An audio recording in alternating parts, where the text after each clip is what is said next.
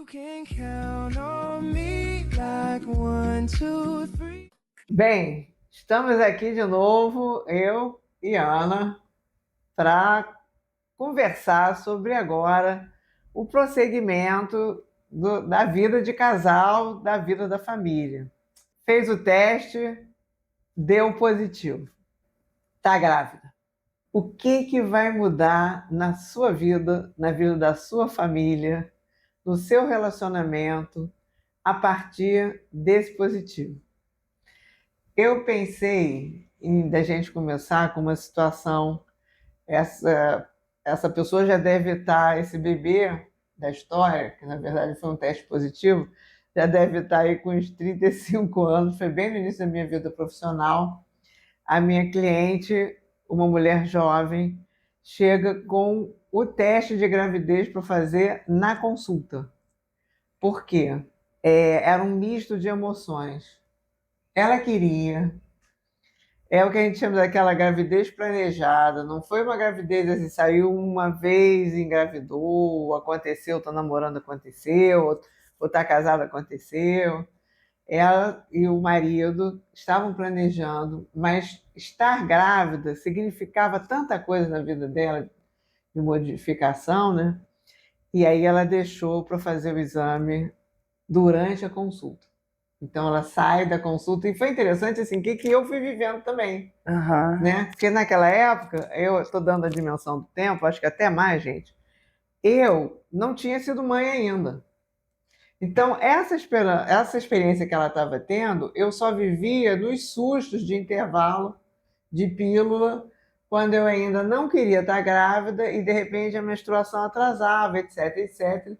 E eu me lembro que eu ficava pensando como é que vai ser agora ter um bebê, porque eu ainda não tinha nenhum preparo psicológico, emocional, enfim. A gente não tinha nem aquelas conversas de casal, vamos ter filho, não vamos ter filho. E aí ela sai, eu me lembro que eu fiquei esperando, né, na sala.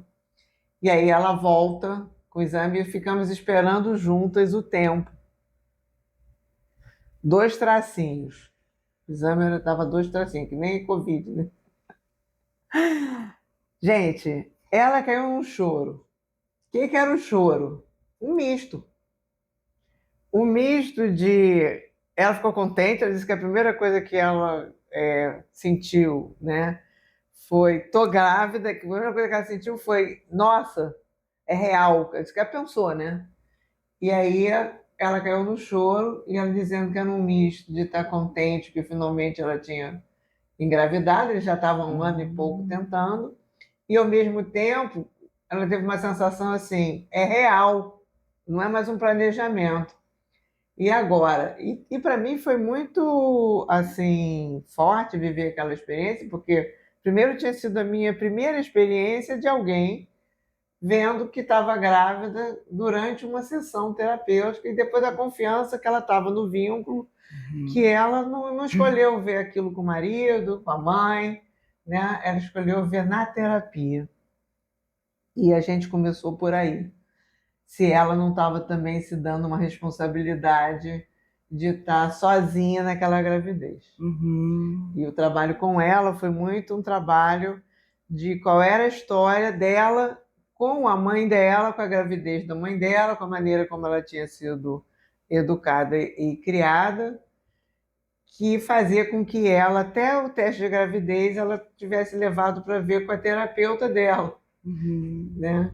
Eu me senti muito honrada, mas eu entendi que era algo que estava assim, tocando em pontos muito profundos e, de fato, com ela eu inauguro a minha história de acompanhar gestantes em consultório.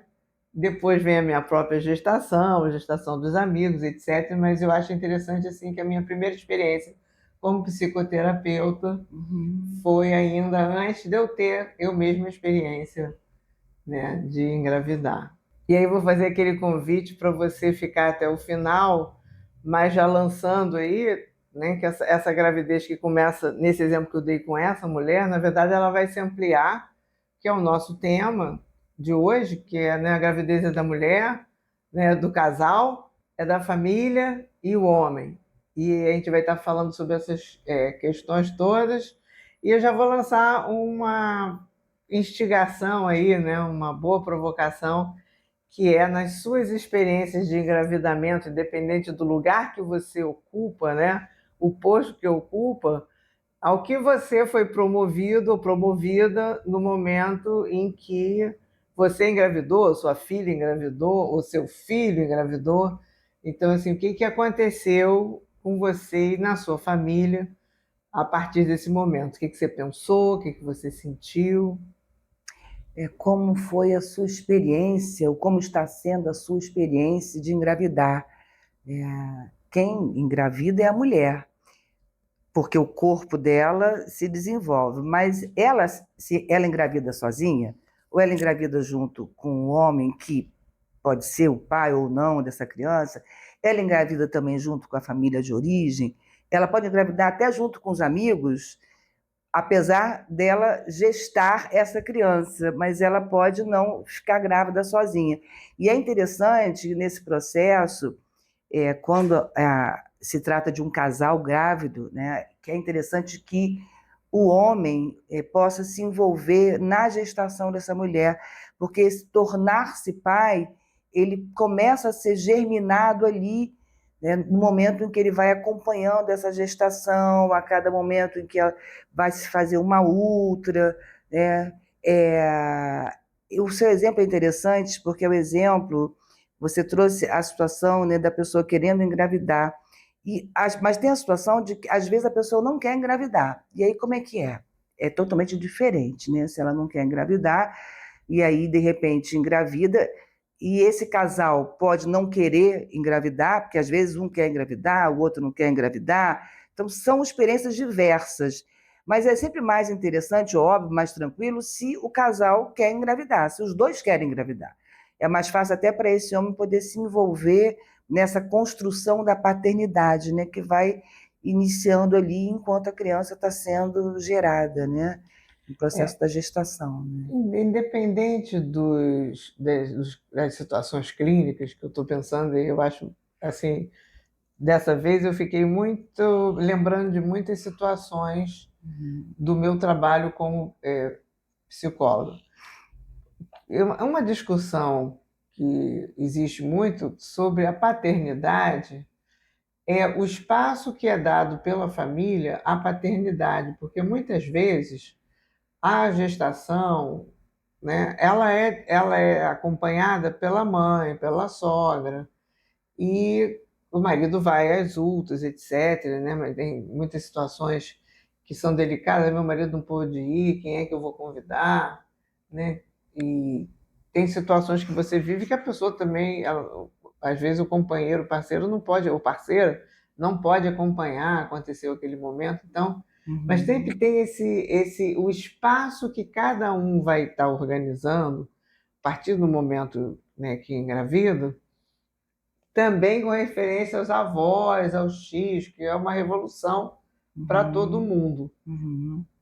Para falar de casos, eu me lembrei de alguns nessa experiência, que foi o primeiro de um homem que tinha muito ciúme prévio, a criança não tinha nem nascido ainda, e ele estava com muito ciúme do envolvimento da mulher com a gestação.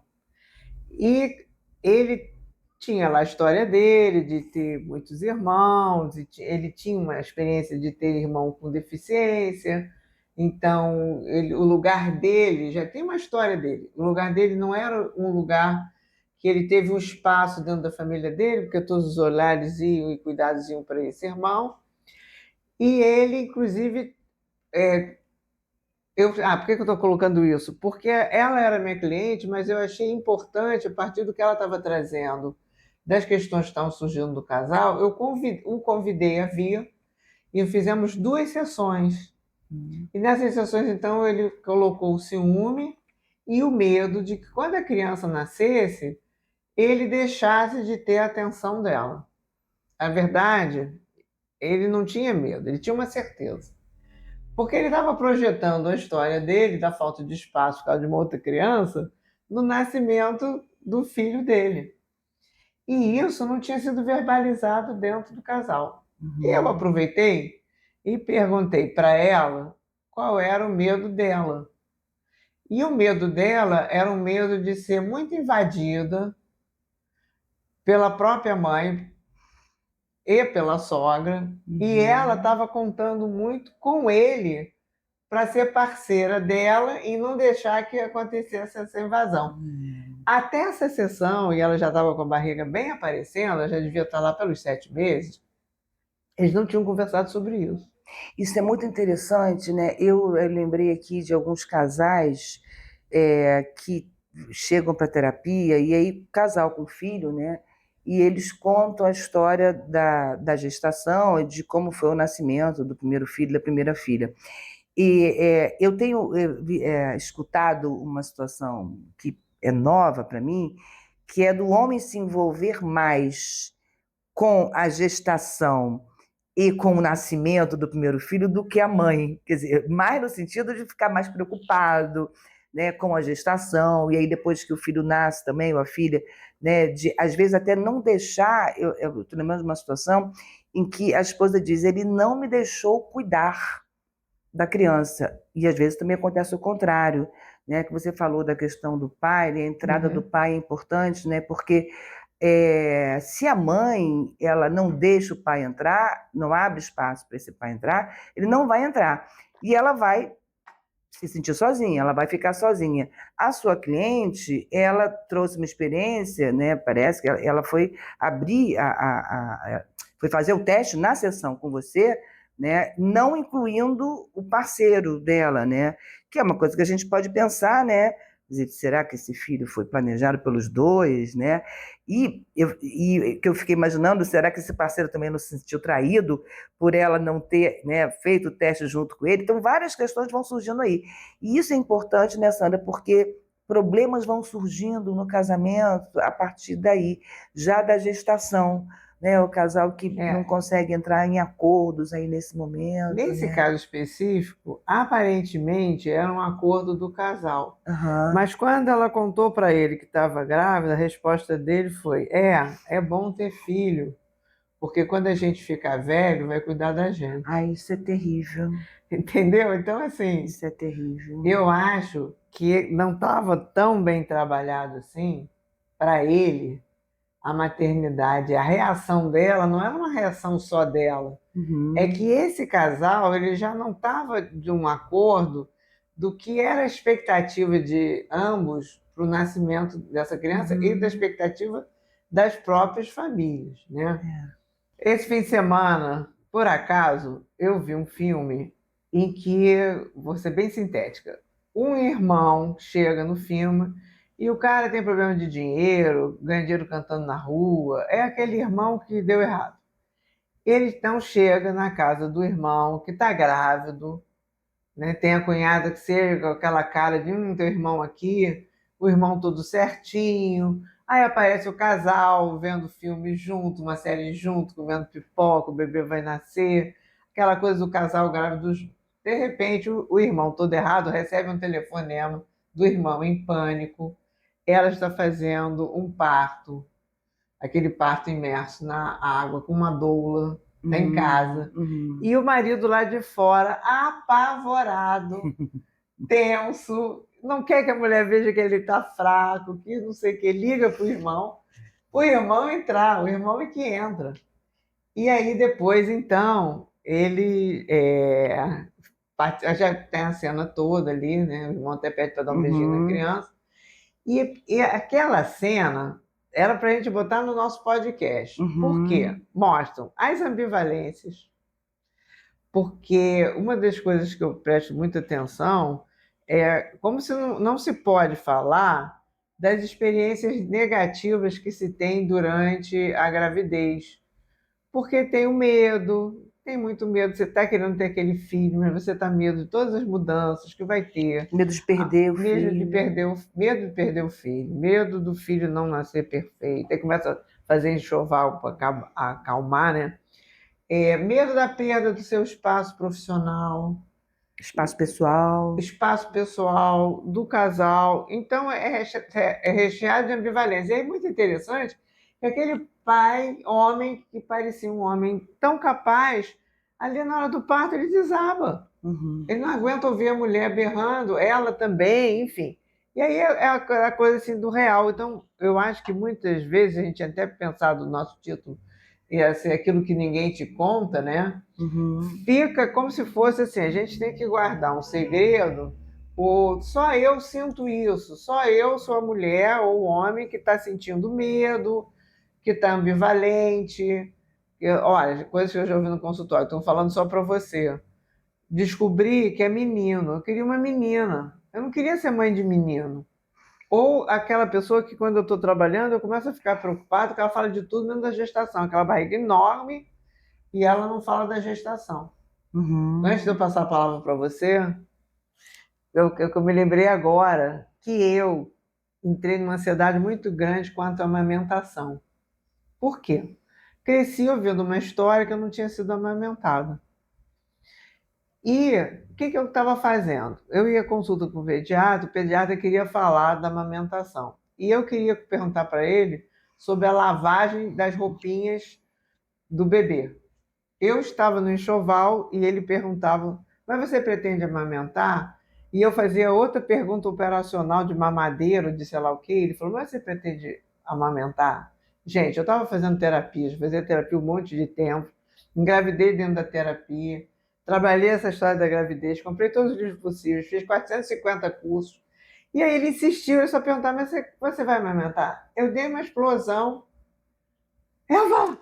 Que você quer saber? Eu tô morrendo de medo! Eu tô morrendo de medo! Eu tô morrendo de medo de não amamentar, porque a minha mãe não me amamentou. E aí eu falei, gente, eu tava escondendo de mim mesma o meu medo de não amamentar e fui trabalhar isso na terapia. E, de fato, consegui amamentar a Juliana até 9 meses e meio. Naquela época eu estava na moda amamentar até 6 meses. E foi um pacto conjunto meu e dela o fim da amamentação. Mas você vê Uhum. como é que estava escondido, e eu estou frisando porque eu acho importante, o Uhum. tempo que eu tinha de terapia e o quanto que eu trabalhei a questão de engravidar, não engravidar, a gravidez na terapia, enfermeira obstetra, Uhum. é isso. Tem uma questão importante, né? O nosso tema, então, é quem engravida, né? É a mulher, a família. A família de origem, ela às vezes se sente tão envolvida com a gestação, né? E depois, quando a criança nasce, que a ponto do casal se sentir invadido, né? E às vezes acontece uma situação de que as famílias começam a brigar, né, e medir, né, mas quanto tempo a avó fica, né, com a criança, quanto tempo a outra avó fica com a criança. Eu, quando engravidei, eu queria aprender tudo, aí eu li várias coisas, né, não tinha curso para grávida, mas eu não fiz, né, mas tentei me preparar, né, lendo livros, revistas, e eu lembro que quando a minha filha nasceu, né, na hora de dar banho, né, eu queria dar banho nela. E eu dei todos os banhos até ela fazer 3 meses. O pai dela tinha medo de mexer nela, porque achava que ela ia quebrar, né? Era mais ou menos isso é muito comum. Às vezes o homem não se envolve, né? Porque ele acha que ele não tem condições de cuidar daquela criança, ele não se sente capaz, né? É o que eu sempre digo, ó, pergunta, porque, né? A sua esposa, a sua companheira pode te ensinar, se você não sabe, né? Enfim, então o pai, né, não conseguia, né, porque tinha medo de não saber, de machucar, enfim. E as avós queriam dar banho, e eu dizia para elas: vocês não deram banho no filho de vocês? Porque nenhuma das duas tinham dado. Por quê? Quem deu banho nos filhos da minha mãe, e no caso da mãe do pai da minha filha, foi, no caso, a avó lá, né? A avó. As avós davam banho. E eu não queria repetir essa tradição. Eu queria dar banho. Porque eu falei, cara, eu me preparei para esse momento, parei de trabalhar, me preparei para parar de trabalhar, falei, eu quero ficar 4 meses vivendo isso intensamente. Então, até ela fazer 3 meses, no dia que ela fez 3 meses, eu estava com a minha mãe, tinha viajado, minha mãe, ela, né, e o pai dela, e aí eu deixei a minha mãe dar um banho né? Mas foi muito importante, quando ela nasceu, o cuidado que a minha mãe teve comigo. Isso é interessante, né? É importante até que os homens saibam disso. Quando a mulher engravida e quando a criança nasce, né? Ela se sente muitas vezes fragilizada, às vezes até deprime, né? E é muito importante o suporte da família nesse momento. Suporte que não seja invasivo, né? Eu lembro que minha mãe dizia assim para mim: olha, eu estou aqui para te ajudar, para cuidar de você. Aí eu fui lá dar o primeiro banho. E aí, toda feliz, li tudo, estudei tudo, né? Mas eu esqueci de um detalhe importante. Minha mãe falou: você tem que arrumar as roupinhas. Roupinha. A minha mãe arrumou tudo em cima da cama. Eu não ia fazer isso. Eu ia botar minha filha no banho, depois eu ia botar roupa. Cadê a roupa, né? Então a minha mãe, não, olha, eu vou aqui deixar as roupinhas arrumadinhas aqui, para quando ela sair do banho, já está tudo pronto, né? Então a importância da família, né, Sandra, nesse momento, que seja uma participação que não seja invasiva. Isso que é um momento delicado, né? Ao mesmo tempo em que é importante essas ajudas, né? Mas elas também podem ser invasivas. Então, é sempre uma questão aí, né? Eu sempre fui muito observadora da minha família, acho que por isso que escolhi ser terapeuta de família. Primeiro, por isso que escolhi ser terapeuta e terapeuta de família, né? De casal. E eu observei, eu tive a possibilidade de observar, eu ainda era bem jovem, quando a minha irmã teve o primeiro filho, eu tinha 18 anos, 19 anos. E o irmão do meu marido também se casou antes da gente, também teve filho antes. Então eu via a invasão das famílias na vida do casal e na gestão do bebê e do filho. E contratação de enfermeira para ajudar, de babá. E eu fiquei olhando todo aquele movimento. E psicóloga, né? Além de mim, eu mesma, tudo que a gente estuda, que sabe que é importante, tem que até tomar um cuidado para isso não invadir, né? Mas, inevitavelmente, quando a Juliana nasceu, eu tinha 30 anos. 29 para 30 anos. Já era uma idade boa. Eu já era psicóloga há 7 anos. Então, eu pensei, não vou deixar que elas me invadam. Contratei uma pessoa para me ajudar. Naquela época tinha as enfermeiras. Marcelo não queria, mas eu pensei, não, nós precisamos. Eu pensei, eu preciso, nós precisamos. Contratei a pior. Por que eu contratei a pior? Porque tinham umas que eram assim, assépticas, eram umas enfermeiras, assim, parecia aquela coisa assim de filme, né? Aí se vangloriou muito que a criança nunca tinha ido ao chão, né? E também ela estava mais tempo com a criança, porque a criança tinha anticorpos nenhum, óbvio. E eu tinha, naquela época, eu estava assim, em uma fase bem natureba, queria tudo muito orgânico. Bom, por isso que eu quis contratei a pior, no sentido, não contratei uma pessoa, contratei uma pessoa amorosa. Mas eu queria que ela me ajudasse, porque eu pensei, ela vai embora, eu não. E isso eu acho que é uma coisa assim, que eu sempre passei, depois a gente vai falar sobre o nascimento, o próximo podcast das crianças, né? Dessa presença. E aí, quando você estava contando a história da roupinha, eu me lembro que eu dei todos os primeiros banhos, ela ficava assim do lado, depois o Marcelo também começou, e a Juliana adorava a água, né? Ela estava chorando, e na hora que eu botei na água, ela pum, parou, e eu vi, meu Deus, como ela gosta de água. Sabe o que ela me ensinou? Que primeiro a gente devia botar os sapatinhos para esquentar o pé. A Juliana nasceu em final de junho, estava frio aquele ano. Então, primeiro esquentava o pé e depois colocava aquela camisinha de pagão. E se tivesse luvinha, botava roupinha. Depois acabava de vestir o bebê. Essa experiência ancestral, que pode vir das mães, ou pode vir, né, dessa pessoa que ajudava, tinha tratado não sei quantos bebês.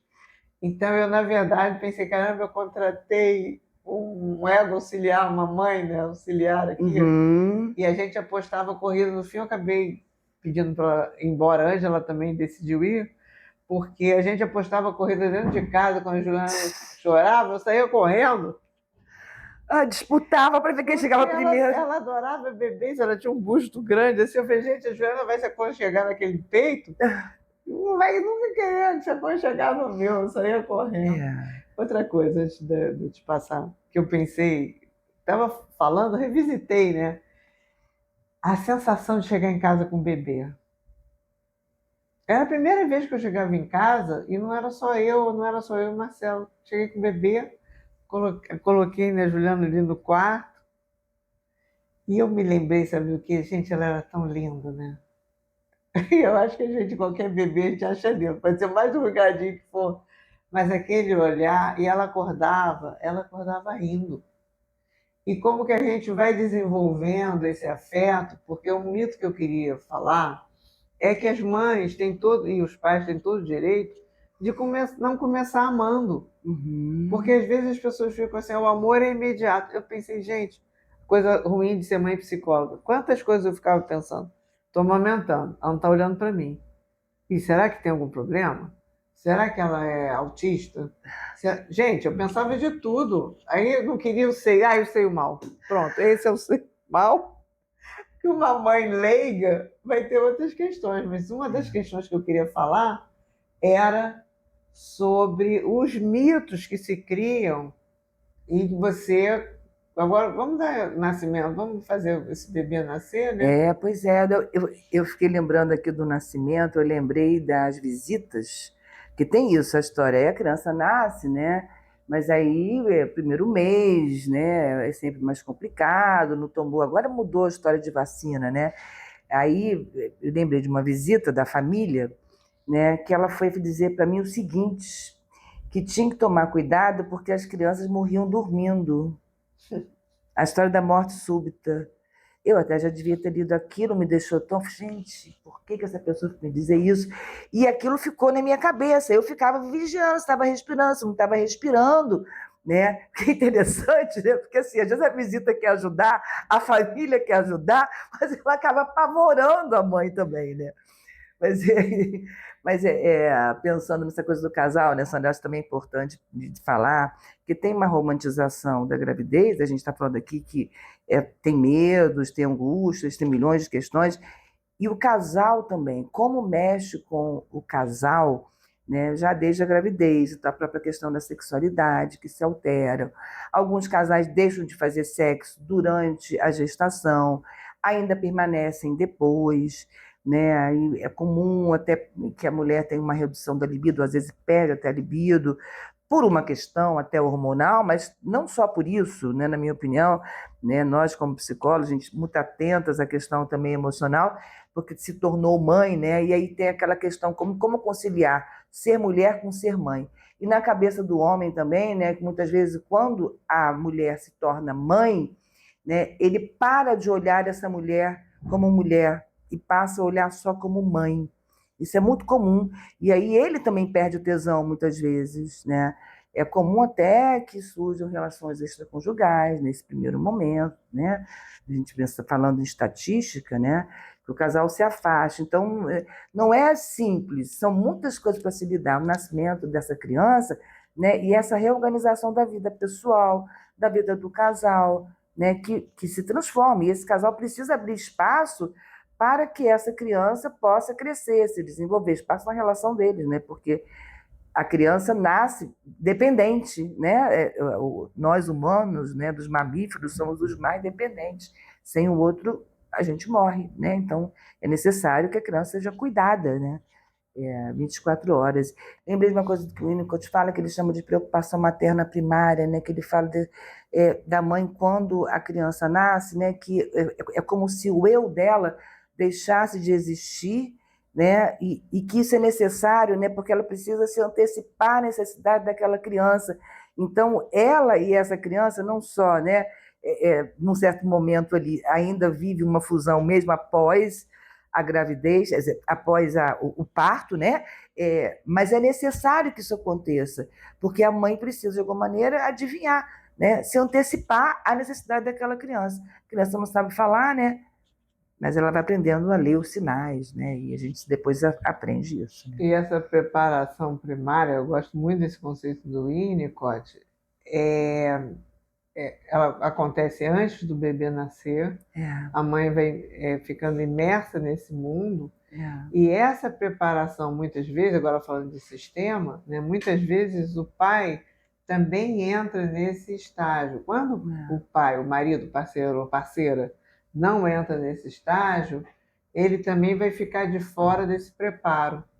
E esse preparo é importante, uma das coisas que mais irrita a mãe, porque como ela está imersa, está antecipando, essas falas de fora, da sogra, da mãe, né, que reeditam sua própria maternidade na maternidade ou paternidade dos filhos, como os pais também, tem essa reedição, né? Você está revivendo de outro lugar.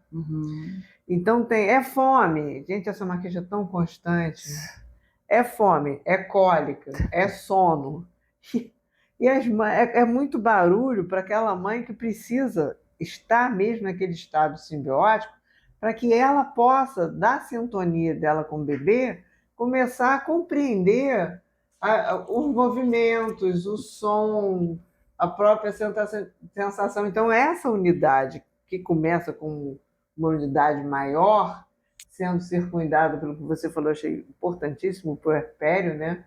Tem a depressão pós-parto, que muitas vezes os homens também entram, mas a depressão pós-parto, eu vou dizer, 9 em 10 que eu conheço, pais distanciados, falta de apoio familiar, a mulher fica se sentindo muito desamparada.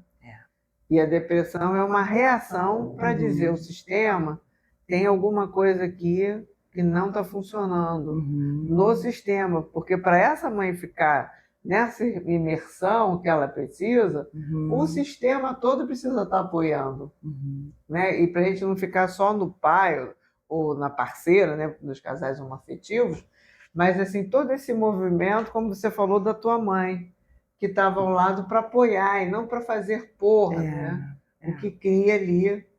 Esse é o meu estado. Está na hora da gente ir terminando, como sempre, muita coisa para falar. E gente, bom falar sobre esse assunto, né? Um tema bom, né? Um tema bom. E a gente vai estar falando agora sobre... Vamos falar sobre... Né? A criança nasce, e aí vamos falar sobre... Começar a brincar sobre a infância, porque tem muita coisa para falar. Então, gente, no próximo. O sininho. O que você tem que fazer com o sininho? Ativar! Ativa! O sininho, isso, que nem estou aqui precisando do apoio da parceira. Ativa o sininho! Ativa o sininho. Assiste, comenta pra gente, faz tua reflexão, você como mãe ou como pai, como parceiro ou parceira, avó, avô, tio, porque mexe com todo mundo mesmo, tá? Eu me lembro da primeira experiência forte minha de amor, foi quando meu sobrinho mais velho nasceu. Eu pensei, gente, isso é o amor. Até me emocionei agora falando, porque foi muito forte. Então, assim, procure pensar em todas as experiências de alegria e as experiências difíceis, né? Comentem aí, a gente quer saber, a gente lê. E outra questão importante, assiste ao próximo, divide com todo mundo, tá, gente? Divide com os funcionários de vocês, com as amigas, com os amigos, professores, parceiros, colegas, parceiras, filhos. Porque ou você já foi, ou já foi mãe ou pai, ou você está sendo, está grávida, ou alguém perto de você vai ser. Então, vai ajudar. E aproveita e conta para a gente como está sendo ou foi essa sua experiência, tá? Escreve aí para a gente na conversa, tá? Do podcast. Tchau, tchau, gente. You can count on me like 1, 2, 3.